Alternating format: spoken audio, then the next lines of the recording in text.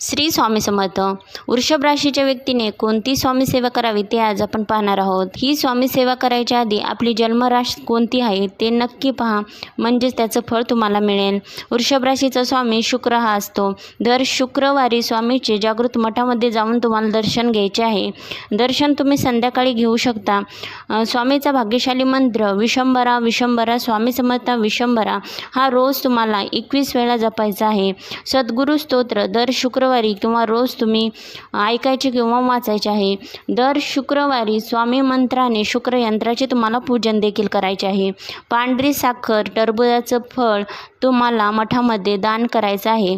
दर शुक्रवारी मठामध्ये बताशे देखील तुम्हाला ठेवायचे आहेत. शुभ्र वस्त्र शुभ शुक्रवारी मठामध्ये दान करू शकता. चांदीचा धातू वर्षातून एकदा तरी मठामध्ये दान करावा इच्छा असेल तर. आणि स्वामीला दर शुक्रवारी पांढरे फूल नक्की